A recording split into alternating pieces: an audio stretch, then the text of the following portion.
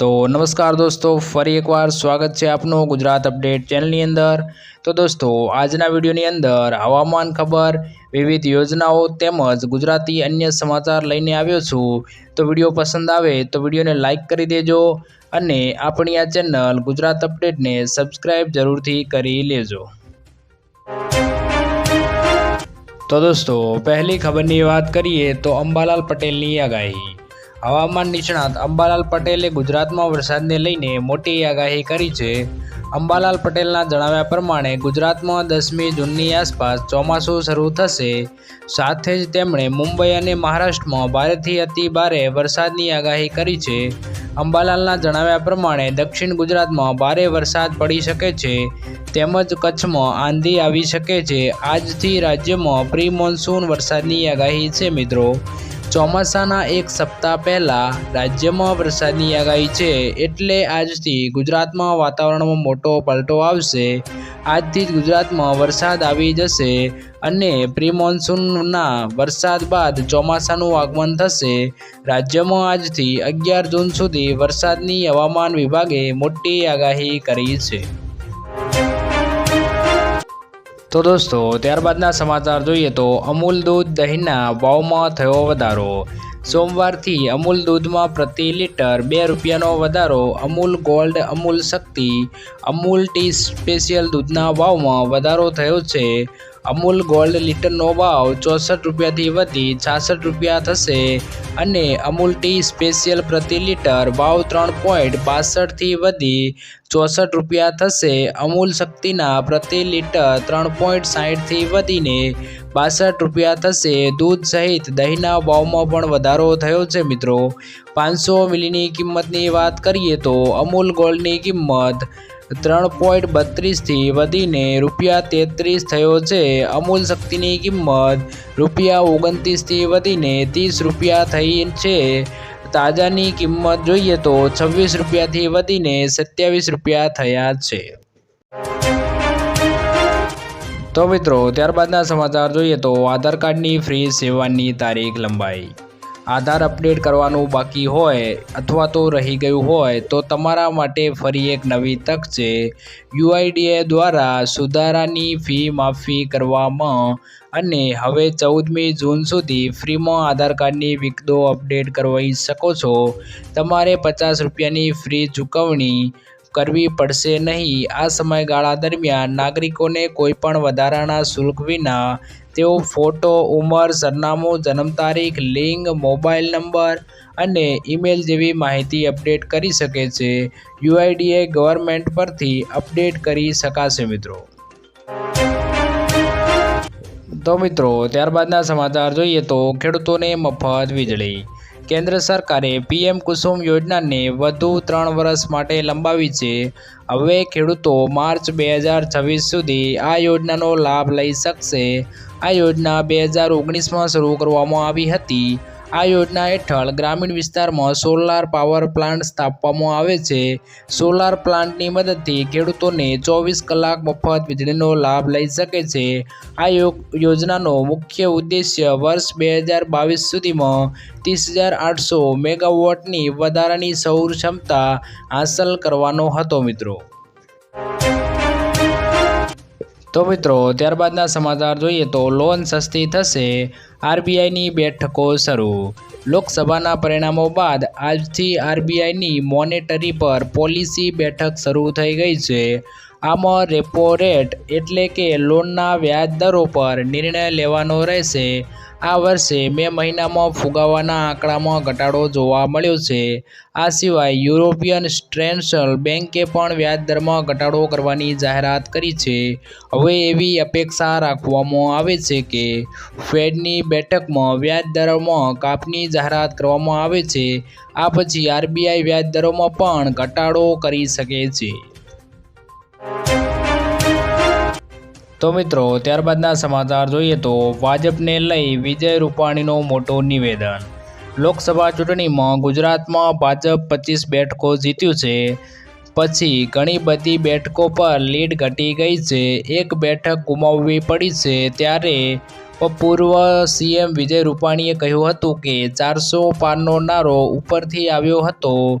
પ્રદેશ પ્રમુખે 5 લાખની લીડનો લક્ષ્યાંક કાર્યકરોને આપ્યો હતો, પરંતુ તેની જરૂર નહોતી. તે સિવાય પણ વિજય રૂપાણીએ પંજાબ અને ઉત્તર પ્રદેશને લઈ મહત્વનું નિવેદન આપ્યું છે. જોકે લોકસભા બેઠકમાં ભાજપ પંજાબમાં એક પણ બેઠક જીતી શકી નથી.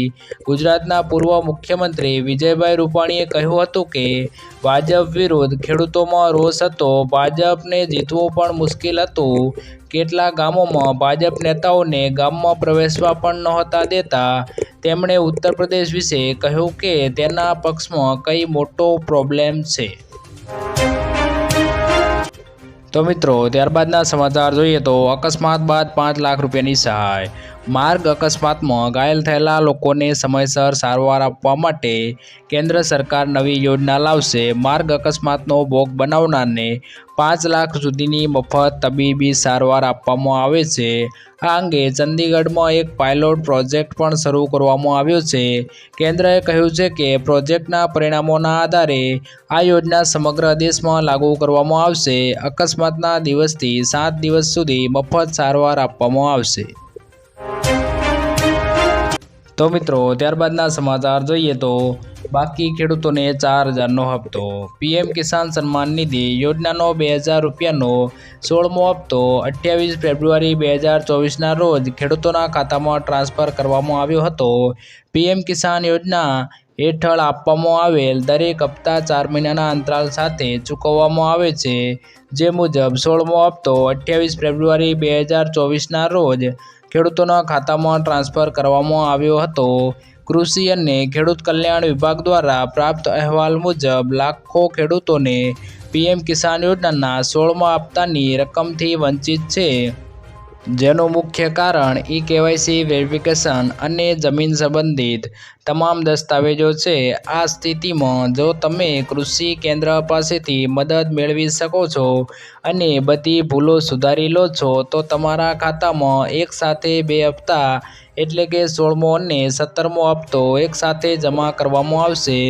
તેમ છતાં તમારા ખાતામાં આ બંને હપ્તા જમા નથી થતા, તો તમે હેલ્પલાઇન નંબર 155261 અથવા તો 18115526 પર કોલ કરીને ફરિયાદ નોંધાવી શકો છો. જેથી જે ખેડૂત મિત્રોના બેંક ખાતામાં 16મો હપ્તો નથી આવ્યો તેવા તમામ ખેડૂત ભાઈઓએ સૌથી પહેલાં ઈ-કેવાયસી કરાવવાની જરૂર રહે છે. મિત્રો,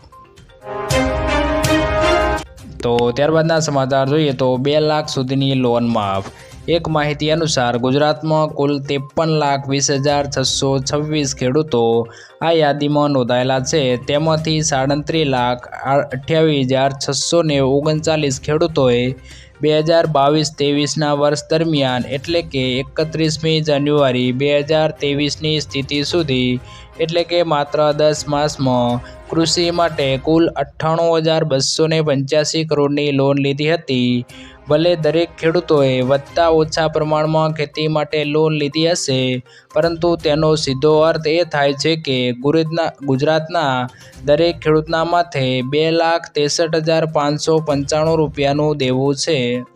આમ સતત વધતી જતી મોંઘવારીના કારણે ખેડૂત દિવસે ને દિવસે દેવાદાર બનતો જાય છે. જ્યારે તેલંગાણાની સરકારે ખેડૂતોને 1 લાખ રૂપિયા સુધીના દેવું માફ કર્યું છે, જેના કારણે ગુજરાતના લોકસભાની ચૂંટણીના પરિણામો બાદ દેવા માફીનો મુદ્દો ફરી એકવાર ચર્ચામાં આવ્યો છે. જ્યારે મિત્રો, મોદી સરકાર ખેડૂતોના માત્ર 2 લાખ સુધીનું દેવું માફ કરે તો પણ 90% ખેડૂતોના દેવા મુક્ત થઈ શકે છે.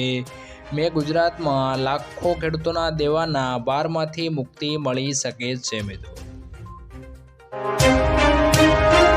તો ત્યારબાદના સમાચાર જોઈએ તો મહિલાઓને 8,500 આપવા માંગ. લોકસભા ચૂંટણી દરમિયાન રાહુલ ગાંધીએ મહિલાઓને દર મહિને 8,500 રૂપિયા આપવાની ગેરંટી આપી હતી. કોંગ્રેસે ગેરંટી કાર્ડ પણ આપ્યા હતા, જેના કારણે હવે કોંગ્રેસની મુશ્કેલી વધી છે। યુપીના લખનૌમાં કોંગ્રેસ કાર્યાલય પર મહિલાઓએ ગેરંટી કાર્ડ લઈને પૈસા માંગવા ઉમટી હતી। તેમણે કહ્યું કે રાહુલ ગાંધીએ કહ્યું હતું કે કોંગ્રેસને મત આપો તો પૈસા મળશે। કોંગ્રેસ માટે તેને સમજાવવી બહુ મુશ્કેલ થઈ છે। બેંગ્લોરમાં પણ આવી જ હાલત કંઈક જોવા મળી છે। તો મિત્રો, ત્યારબાદના સમાચાર જોઈએ તો કોંગ્રેસે આપ્યું મોટું નિવેદન। ઇન્ડિયા ગઠબંધનની બેઠક પૂરી થયા બાદ કોંગ્રેસ અધ્યક્ષ મલ્લિકાર્જુન ખડગે મીડિયાની સાથે વાત કરી। ખડગેએ કહ્યું છે કે બેઠકમાં નિષ્કર્ષ એ હતો કે લોકોએ અમારું સમર્થન કર્યું, લોકોએ ભાજપની નફરત અને ભ્રષ્ટાચાર સામે મતદાન કર્યું। આ જન્મદત્ત મૂડીવાદ અને બેરોજગારી વિરુદ્ધ છે। બંધારણને બચાવવા માટે જ્યારે યોગ્ય સમય આવશે ત્યારે અમે નિર્ણય લઈશું। આ અમારો નિર્ણય છે। મોદીજીની સરકાર નહીં બને અને બનશે તો ટકશે નહીં, સંજય રાઉતનું એવું કહેવું છે। તો દોસ્તો, આગળની ખબરની વાત કરીએ તો આધાર કાર્ડ ઉપર 50,000 રૂપિયા મળશે। જો તમારી પાસે પણ આધાર કાર્ડ છે તો તમને ગેરંટી વગર 50,000 રૂપિયાની લોન મળશે। હાલમાં રાજ્યમાં લોકસભાની ચૂંટણી હોવાથી સરકારે પ્રધાનમંત્રી સ્વનિધિ યોજના હેઠળ હવે ડિસેમ્બર 2024 સુધી લંબાવવામાં આવી છે। અગાઉ તેની છેલ્લી તારીખ 31 માર્ચ 2023 હતી। આ યોજના હેઠળ નાના વેપારીઓ અને સ્ટ્રીટ વેન્ડર્સને લોન આપવામાં આવે છે। નાણાં મંત્રાલયે ટ્વિટર પર આ માહિતી આપી છે। જો કોઈ શહેરી વિક્રેતા, મજૂર અને કોઈ અન્ય નાગરિકને કરિયાણા, રેડીમેડ અથવા તો ફળની દુકાન ખોલવા માંગે છે તો તેવા વ્યક્તિને આ યોજના હેઠળની લોનની રકમ આપવામાં આવે છે। જો તમે પણ આ યોજનામાં અરજી કરવા માંગતા હો તો જરૂરી ડોક્યુમેન્ટ સાથે અરજી કરવાની રહેશે। તો મિત્રો, ત્યારબાદના સમાચાર જોઈએ તો રામ મંદિરે ભાજપને ફાયદો ન આપ્યો। લોકસભા ચૂંટણીમાં એનડીએની જીત થઈ છે। ભારતીય જનતા પાર્ટીએ મોટો ફટકો પડ્યો છે, પણ કાર્યકર્તાઓ સૌથી મોટી અયોધ્યામાં પરાજયના કારણે એવામાં ભાજપ અયોધ્યા બેઠક જ નહીં, તેની આસપાસની 100 કિલોમીટર સુધીની લોકસભા બેઠકમાં પણ સફળ થઈ શક્યું નથી। ફૈજાબાદ, બારાબંકી, આંબેડકરનગર, સુલતાનનગર, અમેઠી, જોનપુર અને બસ્તી બેઠક ભાજપને ગુમાવી છે। તો મિત્રો, ત્યારબાદના સમાચાર જોઈએ તો મોદી ગુસ્સે, રાહુલને ધર્મ સંકટ। લોકસભા ચૂંટણીમાં ઇન્ડિયા એલાયન્સે સારું પ્રદર્શન કર્યું। રાહુલ ગાંધી ચોક્કસપણે આનાથી ખૂબ જ ખુશ છે, પરંતુ તેની સાથે તેમની એક સામે મોટું ધાર્મિક સંકટ ઊભું થયું છે। વાત જાણે એમ છે કે કેરળમાં વાયનાડ અને ઉત્તર પ્રદેશમાં રાયબેલી જીત્યા બાદ એક કઈ સીટ છોડશે। મતોની ગણતરી થઈ ત્યાં સુધીમાં તેઓ બંને બેઠકો પરથી સારા માર્જિનથી આગળ હતા। રાહુલની મૂંઝવણ નાની લાગે છે, પરંતુ તેની દૂરગામી અસરો થઈ શકે છે। રાહુલ ગાંધીને વાયનાડ દ્વારા દક્ષિણ ભારત સાથે જોડવાની સારી તક મળી છે।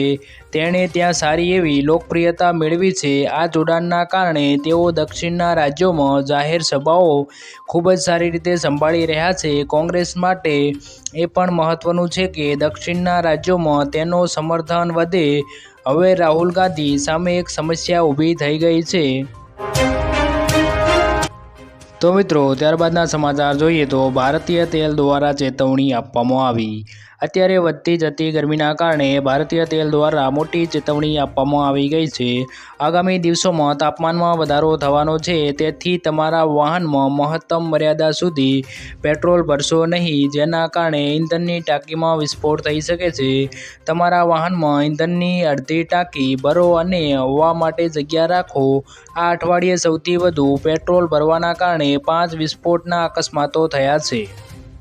તો દોસ્તો, આજના વિડીયોમાં આટલું। આશા રાખું છું કે વિડીયો પસંદ આવ્યો હશે। વિડીયો પસંદ આવ્યો હોય તો વિડીયોને લાઈક કરી દેજો અને આવા ગુજરાતી સમાચાર માટે આપણી આ ચેનલ ગુજરાત અપડેટને સબસ્ક્રાઈબ જરૂરથી કરી લેજો।